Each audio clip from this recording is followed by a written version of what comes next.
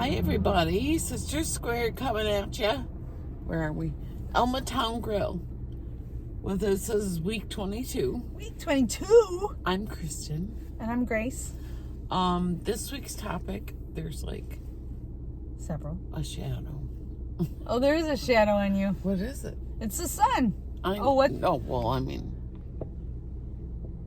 Oh, it might be my rearview mirror.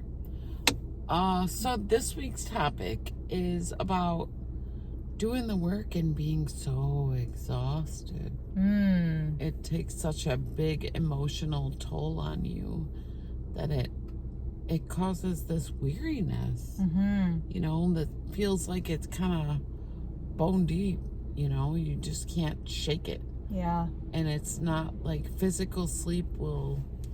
You know, it'll help to take you offline, maybe. Yeah. Maybe if your sleep allows for that. Yeah. But I'm thinking that maybe sometimes you just gotta ask Spirit for a break. Yeah. You know, yeah. You had to ask for a break. I did. I absolutely did. And you got one a day? I got a day.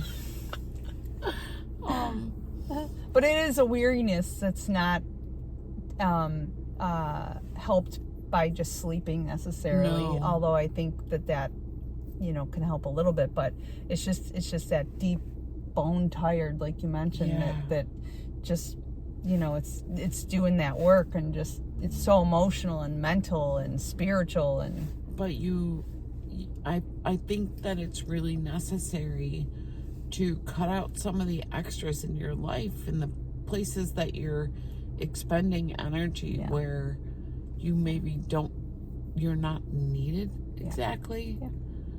And like maybe you can skip the gym. Yeah. You know, take care of yourself. Skip making dinner that night. I mean, I do get joy out of creating a meal for myself because I enjoy that. Yeah. And I enjoy the nourishment of it. But I don't always feel like I need to go, do. Yeah. I am really content to be in my own space, and I know when I need that. And I think it's important to recognize when your body is asking for that. For sure. Yeah. And I don't think that the work is escaping anybody right now, whether it's coming up in your dreams or your waking moments. And, you know, we had talked about ego.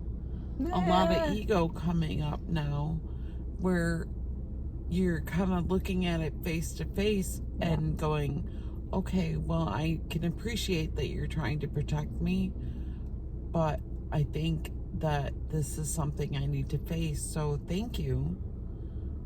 But I think that we can do a little bit better now.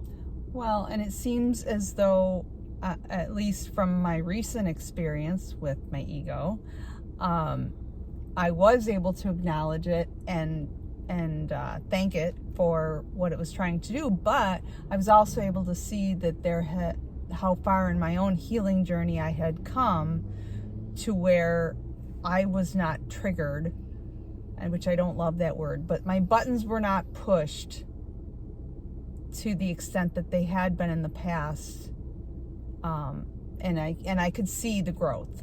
You didn't go into a tailspin. I didn't. You know, I didn't need to. You know, where in the past my ego would come in and I would allow it. I would allow that to happen. Where now I felt it rising, and I was able to say, you know what, let's just hang out here for a second and listen to what's being said. Because I don't feel like I need to be protected from this person or this story. Because I want to see where this is going to go, and if it leads to, you know, that expansion and moving the relationship along. Yeah. Well, I think that sometimes our reaction, if it can't be stopped, is sometimes strategically placed so that both parties can take a look at their own reaction to one another and say, oh, wow, you know, I haven't reacted like that in a long time. Yeah. What is that coming from? Yeah. And it'll pull up another corner of something that maybe you hadn't noticed before, you know, another layer of that work. That doesn't mean that you have to get to work on it right then, but make a note of it. I do use my notepad frequently because it's turning out that my mental notes are not always accurate or reliable to be able to reflect on, because by then the urgency of it may have dissipated a little bit. But I try to make a note and revisit those things and then journal about them, or, sit in my bathtub with it. Favorite. That's when I get so much in my tub. Yeah. Being in water for me is so grounding that it really allows me space to be quiet and really see what's what. And it happens quick in my tub. It does. When I'm grounded, it happens quick. The answers come to me very rapidly. Yeah. And I find that they're often very profound. Yeah. They're so deep when I come to them. I find that when the answers come, I'm like, "Ooh, I got to get out right now." The answers do come so fast, and I'm like, I got to get out and write this down before I forget. Yeah. That's also a thing. Like, Yeah. I find such gold when I sit in the tub. Like, I'll have messages coming in from spirit, and I'm like, oh, I gotta share that. And I get out of the tub and I'm like, Where'd it go? oh, it's gone. I know. And then I'll be already on to something else. Yep. And so That really does happen. turns out it was just for me, Yeah. Yeah. and it wasn't meant to be shared. Right. Exactly. Yeah. So there's the thing. Yeah. This water bottle is making so Scaring much me. noise. It froze once, and now it's in the sun, so it's making all Crackling. kinds of pops and crackles. So, and then, so I think we were going to mention just,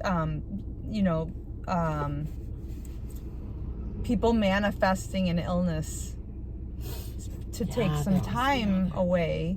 I know quite a few people